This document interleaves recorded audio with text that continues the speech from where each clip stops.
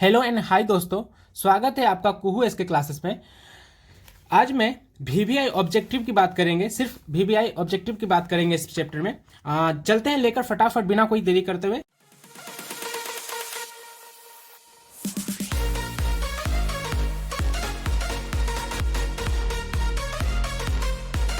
Question number 1 है, समांतर श्रेणी 2, 5, 8, 11 डॉट डॉट डॉट का 11वां पद क्या होगा। बाबू क्वेश्चन आपसे 11वां पद पूछा है, 11वां पद पूछा है। तो जब भी क्वेश्चन आपके ऐसा क्वेश्चन है 11वां पद, 10वां पद, 9वां पद, तो सिंपल जो भी पद बोला है उसमें से एक घटा के आपको डी लिख देना है। यानी ए प्लस 11वां पद बोला है, हम क्या करेंगे 10 डी कर लेंगे। सिंपल था ना, एक घटा के। तो ए जो हमारा होगा वो पहला पद यानी कि 2 दिया हुआ है प्लस 10। डी का मान कैसे निकालेंगे बाबू, तो आगे से पीछे घटाते चलना है। यानी कि 11 में से 8 घटाएंगे 3, 8 में से 5 घटाएंगे 3, 5 में से 2 घटाएंगे 3, तो हमारा डी आ जाएगा 3। सिंपल। चलो ठीक है, 10 दिया 30, अब 30 2 32 आपका सही आंसर यानी कि ऑप्शन नंबर सी। चलिए आगे क्वेश्चन की बात करते हैं। 2 नंबर क्वेश्चन। 2 नंबर में क्वेश्चन क्या बोल रहा है आपसे कि किसी बाह्य बिंदु P से वृत्त पर खींची गई स्पर्श रेखा की लंबाई 17 सेंटीमीटर है। P से उसी वृत्त पर खींची गई दूसरी स्पर्श रेखा की लंबाई क्या बोलेगा। तो यानी कि क्वेश्चन नंबर 2 में क्या बोल रहा है कि एक वृत्त है, कोई बाहर बिंदु P है, यहां से एक स्पर्श रेखा की लंबाई बोला है, खींचा गया, इसकी लंबाई 17 सेंटीमीटर। यहीं से एक और स्पर्श रेखा खींची गई है वृत्त पर जिसकी लंबाई पूछा है। तो बाबू ऐसे क्वेश्चन में क्या होता है, अगर वृत्त पर से कोई बाहर बिंदु कोई स्पर्श रेखा खींचती है, रेखा स्पर्श रेखा की लंबाई अगर पूछे तो ये लंबाई और ये लंबाई दोनों आपस में क्या होते हैं, इक्वल होते हैं। जिसका आपका 17 सेंटीमीटर ये है और इसकी लंबाई दोनों समान होती है, तो इसका मतलब इसकी भी लंबाई क्या हो जाएगी, दूसरी स्पर्श रेखा की लंबाई भी आपकी 17 हो जाएगी। तो इसका आंसर 17 सेंटीमीटर। चलिए दोस्तों आगे बात करते हैं, अगले क्वेश्चन की ओर चलते हैं। अगला क्वेश्चन क्या है, किसी लंबवृत्तीय शंकु की ऊंचाई 15 सेंटीमीटर और आधार की त्रिज्या 8 सेंटीमीटर। तो किसी लंबवृत्तीय शंकु की ऊंचाई, तो इस क्वेश्चन को देख लेते हैं। पहले मान लेते हैं हम एक शंकु और इसकी जो ऊंचाई है यहां से यहां तक की ऊंचाई में बोल देता हूं, और इसकी जो ऊंचाई दिया हुआ है कितना है बाबू, इसकी जो ऊंचाई है 15 सेंटीमीटर दिया हुआ है। तो इसको मैं बोलूं ये 15 सेंटीमीटर ऊंचाई दी है, और इसकी जो त्रिज्या ये दिया है 8 सेंटीमीटर, यानी कि जो आर है वो 8 दिया है और ऊंचाई जो है ये है 15 सेंटीमीटर। तो हमसे बोला है वक्र पृष्ठ का क्षेत्रफल बताइए।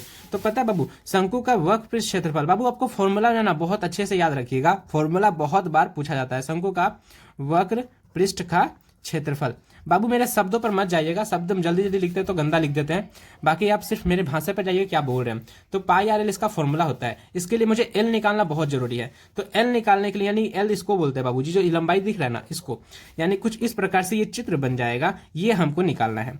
इसकी जो ऊंचाई दी है वो है 15 और ये आधार दिया हुआ है 8, ये त्रिज्या है, आधार उसको बोलेंगे, ये लंब है 15 और एल यानी कि कर्ण। बहुत सिंपल होगा, कर्ण स्क्वायर बराबर फॉर्मूला आपको पता होगा क्या होता है फॉर्मूला, कर्ण स्क्वायर बराबर लंब स्क्वायर प्लस आधार का स्क्वायर।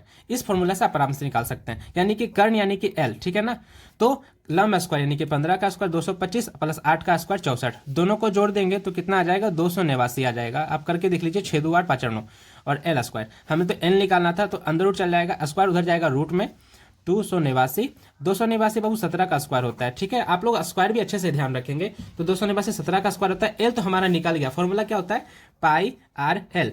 देखिए एक ऑप्शन में क्या दिया हुआ है, यहाँ पे सब का ऑप्शन में आप गौर कर रहे होंगे, सब में क्या दिया है बाबू, सब में दिया है पाई। इसका मतलब हम पाई को कुछ नहीं करेंगे, तोड़ेंगे नहीं। पाई का मान ऐसे 22/7 होता है, आप लोग ध्यान रखें। पाई का एक और मान होता है 3.14, ठीक है। और एक चीज ध्यान रखें, ऑब्जेक्टिव में पूछा जाता है पाई एक अपरिमेय संख्या है, ठीक है। चलिए आगे बात करते हैं बिना कोई देरी करते हुए। तो फिलहाल पाई का मान, तो पाई को ऐसे रहने देना है। आर का मान दिया है 8 अगुना एल का मान जो मेरा निकला था 17। 17 क्या होता है, 36 से होता है, 36 से 136 पाई सेंटीमीटर स्क्वायर आपका आंसर, यानी कि ऑप्शन नंबर सी। बहुत अच्छा क्वेश्चन है सब।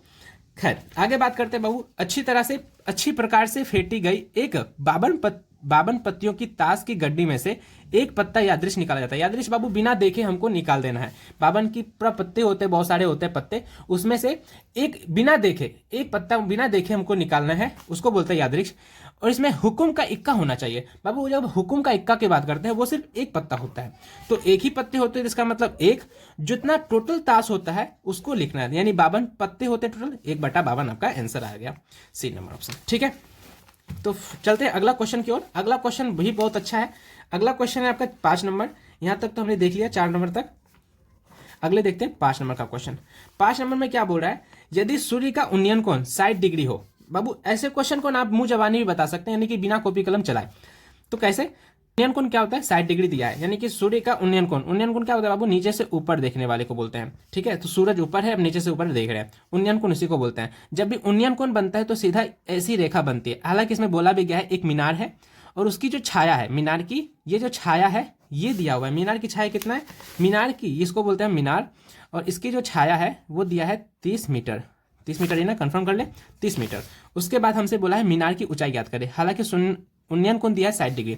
तो सीधा ऐसे क्वेश्चन में देखिए कि हमसे लंब पूछा है। लंब बटा आधार फॉर्मूला होता है टेन थीटा का मान। तो टेन थीटा बराबर लंब बटा, ये अगर आप फॉर्मूला लिखते जाए ना बाबू तो बहुत देर हो जाएगा। हम ऐसा करते हैं, हम बोल देते हैं, आप लोग समझ जाइएगा। तो टेन थीटा बराबर लंब बटा आधार। लंब का मान क्या है मुझे नहीं पता है, हमसे मीनार बोला है तो मीनार क्यों ही मानते हैं लंब बटा, उसको एम एक्स मान लिए हैं। आधार क्या दिया है? 30 सेंटीमीटर, 30 मीटर। और टेन थीटा का फॉर्मूला होता है यानी कि टेन 60 डिग्री का मान, ठीक है ना। टेन 60 डिग्री का मान होता है √3। और ये 30 है, भागा में उधर जाएगा तो गुना में तो हो जाएगा 30√3 मीटर। ये आ जाएगा एक्स, यानी कि मीनार की ऊंचाई। बहुत सिंपल था। ऐसे क्वेश्चन को तो आराम से बना सकते हैं बिना कोई कॉपी कलम चलाए। चलिए अगला क्वेश्चन बहुत सिंपल है, हमको लगता है इसमें कॉपी कराना ही नहीं पड़ेगा। 66 नंबर का क्वेश्चन हम ऐसे ही देख लेते हैं, ठीक है। आप लोग को शायद देख रहा होगा, 6 नंबर का क्वेश्चन हम ऐसे ही देख लेते हैं, ठीक है। 6 नंबर को क्या देखते हैं? टेन थीटा बराबर √3 दिया हुआ है, यानी कि थीटा का मान, टेन कितना डिग्री का मान √3 होता है? ये तो सिंपल था, 60 डिग्री का मान √3 होता है, बिना कॉपी कलम चलाए। चलिए फटाफट अगला, sine square 37 degree plus sine square 53 degree. Question ये दिया है, अगर क्वेश्चन दोनों सेम सेम है, साइन स्क्वायर और डिग्री का आपको मान ही नहीं पता है, तो 37 50 डिग्री का मान पता नहीं है, तो क्या कर सकते हैं? एक डिग्री को बदलना पड़ता है। नियम क्या है बदलने का? फटाफट देखते हैं उसको भी। 7 नंबर क्वेश्चन है ना, चलिए। तो नियम ये आता है कि sine 90 degree minus sine theta बराबर फॉर्मूला होता है कोस 90 डिग्री माइनस थीटा। इस फॉर्मूला पे बना के आराम से निकाल सकते हैं। यानी साइन थीटा, मुझे किसी भी मान को बदलना है, 37 को बदलिए फिर 53 को, किसी दोनों में से एक को बदल देना है। तो अगर आप एक को बदलने जाए तो कोई भी एक बदल दीजिए।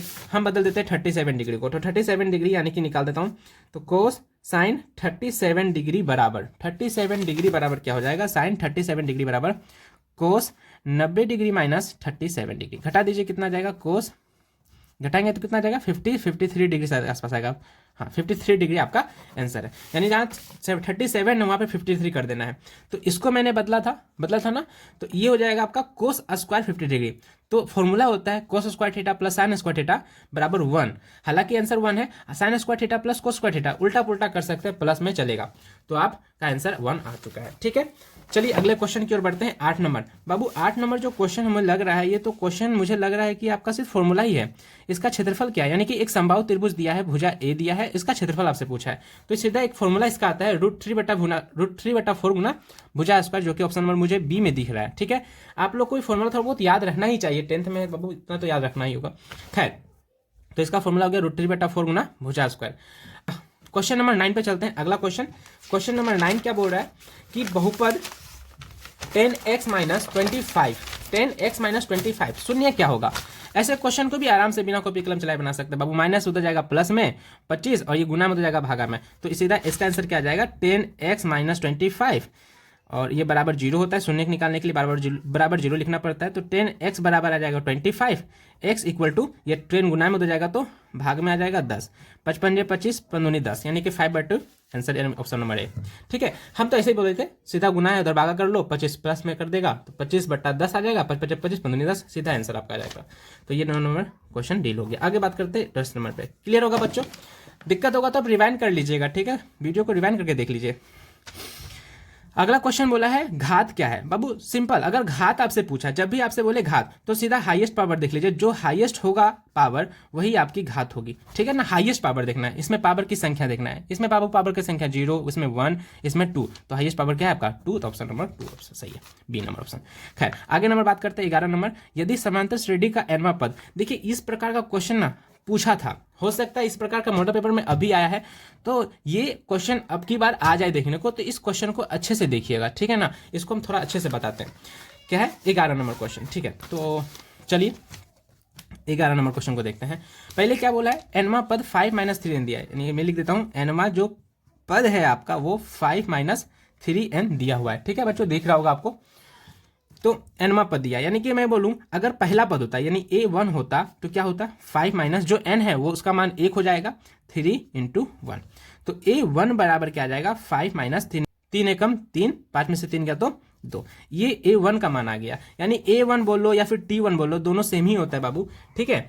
तो पहला पद अगर निकालना हो तो सीधा एनवा पद दिया था, यानी A1 का मान आएगा 3 गुना 1, 3 एकम 3, 5 में से तो गया तो 5 में से 3 गया तो 2, ये आपका पहला पद आ गया, यानी A1 आ गया 2, ठीक है। अगला पद देखते हैं, A2 निकालने जाते हैं। तो सीधा अगर मैं बोलूँ A2 का मान तो हम उतना लिखते नहीं, सीधा यहाँ पे कर लेते हैं, 3 दूनी 6, 5 में से 6 गया तो आ जाएगा -1, ठीक है। और तीसरा पद निकालने जाए तो 3, 3 तिया 9, 5 में से 9 गया तो -4, बाबू दिख रहा होगा 5 में से 9 बोल रहे हैं, ठीक है। तीसरा पद निकालने जा रहे हैं तो 5 में से 9 बोल रहा हूँ, -9 है, तो जो बड़ा होगा उसके पहले जो साइन होगा वही लिखाएगा, आपको पता होगा -4।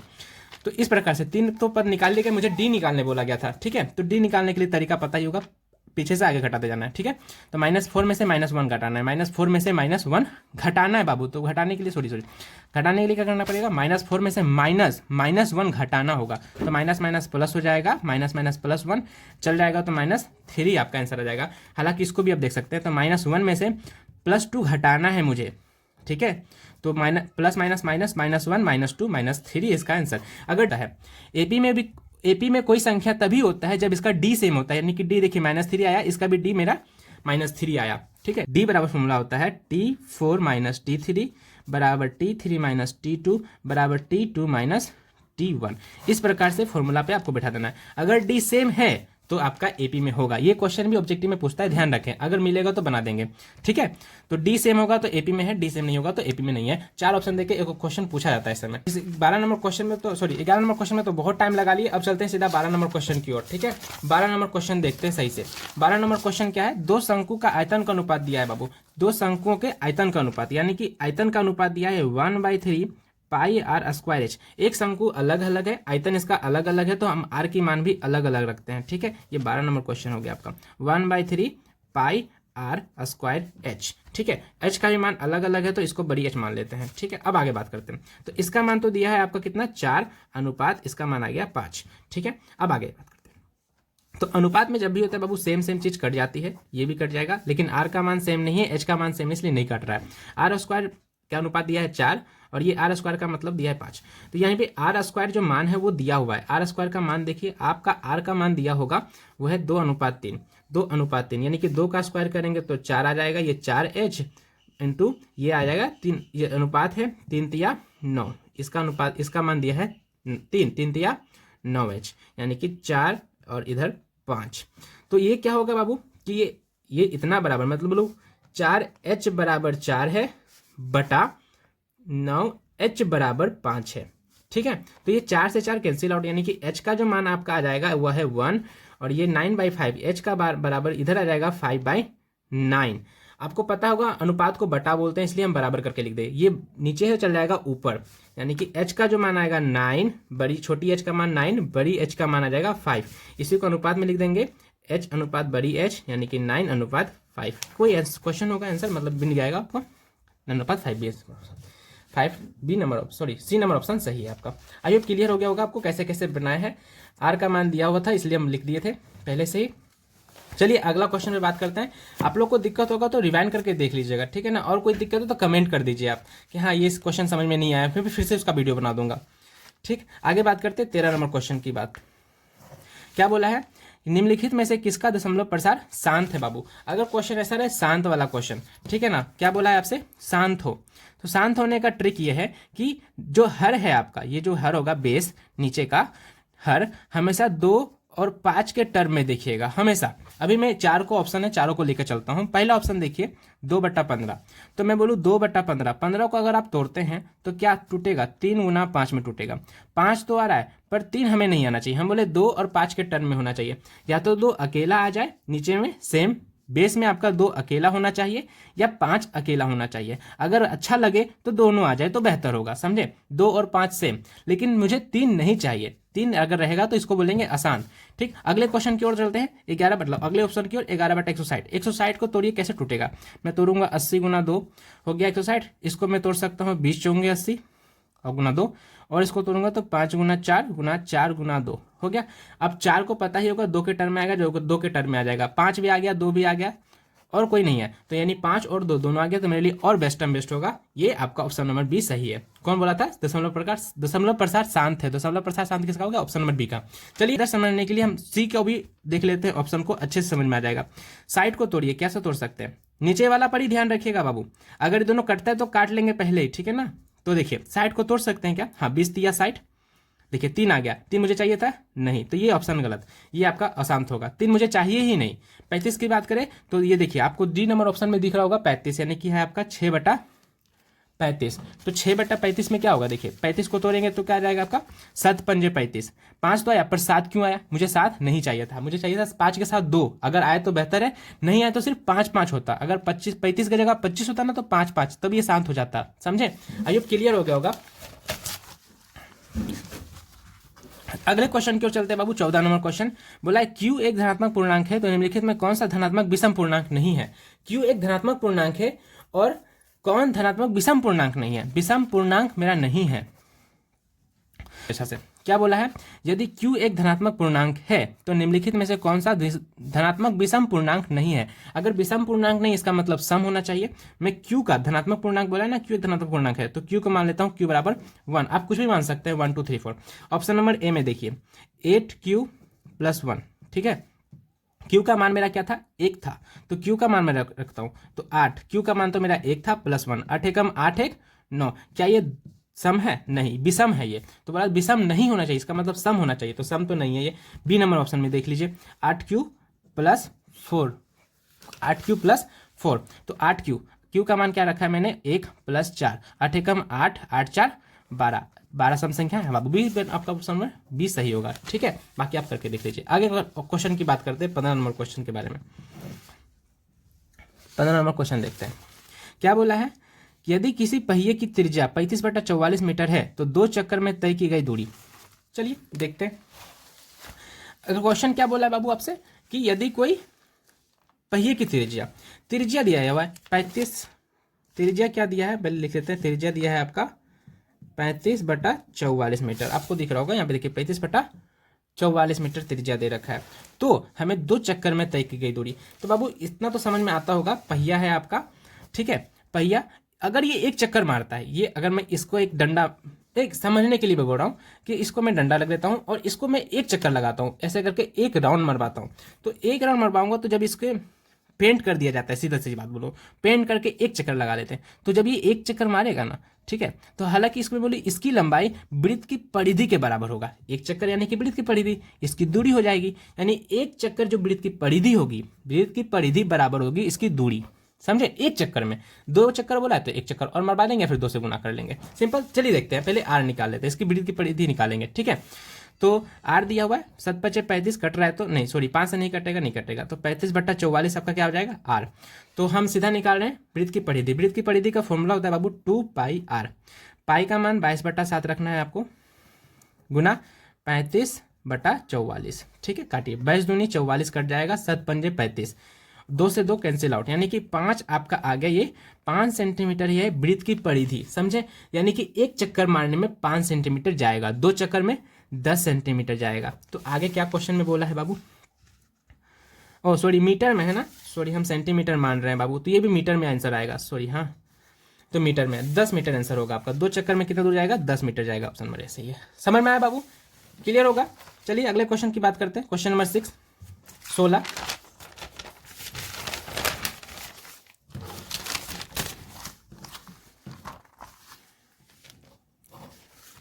क्वेश्चन नंबर 16 क्या बोल रहा है? x² - 2x - 3 = 0 तथा x² - 8x + 15 = 0 उभयनिष्ठ मूल क्या होगी? उभयनिष्ठ मूल आपसे पूछा है, यानी कि इसमें कॉमन पूछा है आपसे, कॉमन मूल इसमें क्या होगा? यानी कि जब भी आपकी बात करें मूल के बारे में, यानी क्वेश्चन ये है आपका, क्वेश्चन थोड़ा सा बदला हुआ है, हो सकता है इस प्रकार से क्वेश्चन आ सके, आपकी बार एग्जाम में आ सकता हो, देख लेते हैं इसको भी। तो कॉमन बोला है, यानी कि जो मेरा शून्यक होगा, यानी कि जो भी इसका मूल होगा, वो x के मान रखने पर ना दोनों के मान सेम सेम, यानी कि अगर मैं 5 रखूं, सिंपल समझते हैं, अगर मैं x का मान 5 रखता हूं तो x का मान 5 पे दोनों कट जाना चाहिए, यानी कि 0 0 इसका आंसर आना चाहिए। चलिए समझते हैं इस क्वेश्चन को भी कैसे है। X square minus 2x minus 3 बराबर 0। x बराबर मैंने 5 रखा है, 5 रख के देख लीजिए, अगर 0 आता है तो ठीक है, इस पर भी देख लेंगे उस पर भी देख लेंगे। तो 55 25 माइनस 5 दूनी 10 माइनस 3, 25 में से 10 गया तो कभी नहीं आएगा, 15 आएगा माइनस 3, कभी 0 नहीं आएगा, इसका मतलब इसमें नहीं होगा। बी नंबर पे 3 में देखते हैं, x का मान 3 रख लेते हैं।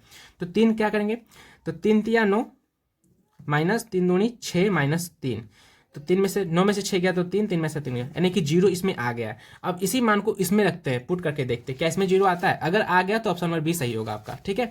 तो इसको भी देख लेते हैं, x square minus 8x plus 15, ठीक है, इसमें रखते हैं 3, तो 3 तिया 9 माइनस 8 तिया 24 प्लस 15।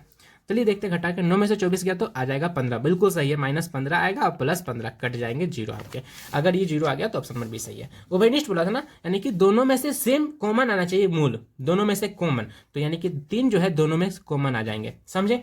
ये तरीका एक हो गया अच्छे से आसान तरीका चेक करने का। चलिए अगला क्वेश्चन की बात करते हैं। आई होप समझ में आ रहा होगा आप लोग को। अगर बाबू वीडियो पसंद आ रहा होगा तो लाइक शेयर सब्सक्राइब कर दीजिएगा, ताकि आपको भी फायदा हो और आपके दोस्तों को भी फायदा हो जाए इससे। चलिए अगला क्वेश्चन देखते हैं। किसी त्रिभुज के शीर्ष बिंदु के निर्देशांक 4 6 0 4 और 5 5, इसके केंद्रक के निर्देशांक पूछे आपसे। तो केंद्रक जब भी बोले वो क्वेश्चन बाबू, केंद्रक वाला फॉर्मूला में आपको x1 x2 x3 ऐसे करके फॉर्मूला लगा लीजिए। 3 है तो 3 फॉर्मूला, यानी कि 3 अगर दे रखे केंद्रक दे रखे हो तो x1 plus x2 plus x3 upon 3 कर लीजिएगा, ठीक है। ब्रैकेट ये आ गया x का मान और ये y का मान आ जाएगा, y1 plus y2 plus y3 बटा 3। अगर 2 को होता है तो सीधा बोलते हैं x1 प्लस x2 बटा 2, y1 प्लस y2 बटा 2। ये अगर मूल 0 होते तो ऐसा मान निकलता है। चलिए खैर, केंद्रक में बोला है तो सब मान बराबर होंगे, इसलिए ये फॉर्मूला लग गया। तो देखिए x1 का मान आ जाएगा 4 प्लस x2 का मान 0 प्लस x3 का मान 5 अपॉन 3, ये x आ गया। y का मान क्या आ जाएगा 6 प्लस 4 प्लस 5 बटा 3, ठीक है। आप समझ में आता होगा बाबू, यह x है ये y है, तो यहाँ पे 3 है तो एक हो गया, 2 हो गया, 3 है, तो इसलिए x1 y1 x2 y2 x3 y3, इस प्रकार से आपको बनना। तो खैर जोड़ते हैं, 5 में से 5 4 9 बटा 3, 5 6 4 10 5 15 बटा 3, 9 बटा 3 15 बटा 3, आपका 3 तिया 9 कट जाएगा, 3 पचे 15 कट जाएगा, यानी कि 3 और 5 आपका केंद्रक करवाना क्या, यानी कि ऑप्शन नंबर डी। बहुत सिंपल था क्वेश्चन। 18 17 मतलब तो देख लिया हम, 20 क्वेश्चन इसमें देखेंगे बाबू, थक जाते बोलते बोलते, बहुत लंबा वीडियो भी जा रहा है। तो पार्ट 1 पार्ट 2 करके ऐसे बना सकते हैं। वीडियो पसंद आता है तो बोलिएगा बाबू, कमेंट जरूर कीजिएगा वीडियो पसंद आए तो, और लाइक शेयर सब्सक्राइब जरूर कर दीजिएगा, ठीक है दोस्तों में फैला दीजिएगा। चलिए अगला क्वेश्चन की बात करते हैं, बहुलक का, ठीक। क्वेश्चन नंबर क्या है 18, बहुलक। तो बहुलक में क्या होता है बाबू, जो ज्यादा बार अधिक अंक होते हैं, जो ज्यादा बार अंक होता है उसी को बोलते हैं बाहुलक, यानी कि ज्यादा बार आने वाले अंकों को बोलते हैं अपनी भाषा में। तो बात करते हैं यही। तो देखिए 7 2 5 7 7 3 7 यही है। तो 7 मेरे लग रहा है ज्यादा क्वेश्चन यही पूछा गया है, 7 ज्यादा बार आ चुका है, यानी कि आपका आंसर 7 होगा। पर देखिए दोस्तों क्या होता है ऐसे क्वेश्चन में कभी कभी कि जो संख्या दी हुई ना, कभी कभी मान लीजिए 7 भी 3 बार दे देगा और 3 भी 3 बार दे देगा या फिर 5। तो ऐसे में क्या होता है, दोनों को जोड़ के 2 से भाग लगाना होता है, यानी कि 7 3 10 जोड़ लीजिए, 2 से भाग लगा दीजिए 5। ऐसे क्वेश्चन पूछा जा सकता है, हमें नहीं बोल रहा हूँ ये क्वेश्चन है, हो सकता है क्वेश्चन पूछ ले 2 को बहुलक दे देता है। तो अगर 2 बहुलक दे दिया जाए, 2 बहुलक दिया हुआ है तो दोनों को जोड़ दीजिए, बटा 2 कर लीजिएगा, यानी फिर दोनों के बीच की दूरी बोलते हैं उसको, समझे। तो इस प्रकार से आप निकाल सकते हैं, वो भी हो सकता है। चलिए आगे बोला है 13 और 17 का समांतर माध्य क्या होगा। समांतर माध्य पूछा बाबू, जोड़ के 2 से भाग लगा दीजिए, हालांकि इसमें कुछ नहीं है, 30 होगा, 30 हाँ सॉरी, तो 7 3 10 और 1 1 2, 7 3 10 1 2 1 3, 30 बटा 2, 2 से 15, आपका आंसर आ जाएगा 15, ऑप्शन नंबर 20 सही है। 20 नंबर की देखते हैं फटाफट, 20 नंबर ऑप्शन लास्ट क्वेश्चन है हमारा, लास्ट क्वेश्चन देख लेते हैं 20 नंबर, क्योंकि वीडियो बहुत ज़्यादा लंबा हो रहा है, आधा घंटा का वीडियो बन गया 20 नंबर में। 20 क्वेश्चन में बोला समान ऊंचाई के 2 बेलनों का आयतन दिया हुआ है। समान ऊंचाई के 2 बेलनों का आयतन, बेलन का आयतन क्या होता है बाबू, बेलन का आयतन होता है पाई आर स्क्वायर एच, ठीक है। समान ऊंचाई वाले, यानी कि एच आपका सेम है, और हमसे पूछा क्या, इसके पृष्ठ क्षेत्रफल का अनुपात पूछा है। एच तो सेम दिया हुआ है, ठीक है, ये भी सेम है, पाई आर का मान अलग होगा, एच सेम दिया है, यानी कि 4:9, ठीक है। पाई से पाई कैंसिल आउट हो जाएगा, एच से एच क्योंकि सेम है तो कट जाएगा, आर स्क्वायर बराबर 4, आर स्क्वायर बराबर 9, यानी आर का जो मान आएगा वो है 2, एक में आ गया, अब बड़ी आर का मान आ जाएगा 3, ठीक है। चलिए अब आपसे पूछा क्या है, पृष्ठ क्षेत्रफल का आयतन। तो पृष्ठीय क्षेत्रफल का आयतन क्या होता है वक्र पृष्ठ क्षेत्रफल आयतन होता है pi r, 2 pi r h, 2 pi r h इसका होता है वक्र पृष्ठ क्षेत्रफल। बेलन का वक्र पृष्ठ क्षेत्रफल होता है 2 पाई आर एच। इसमें देख लेते हैं, तो इसका अनुपात पूछा है तो सेम हम करेंगे, 2 पाई छोटी आर को मान लेते हैं छोटी आर, और एच ऊंचाई तो समान माना ही है, 2 पाई बड़ी आर एच। ठीक है, तो 2 pi h cancel out, r h, और बड़ा सिंपल था, तो 2 और 3 आपका आंसर बन जाएगा। बहुत मस्त है answer, option number A. I hope ये वीडियो बहुत पसंद आया होगा आप लोग को। बस यही करते हैं, एंड डाइंड करते हैं। तो वीडियो बाबू पसंद आया हो तो लाइक शेयर सब्सक्राइब कर दीजिएगा, अपने दोस्तों में फैला दीजिएगा। थैंक यू, धन्यवाद। कल फिर मिलेंगे पार्ट 2 लेकर। शुक्रिया।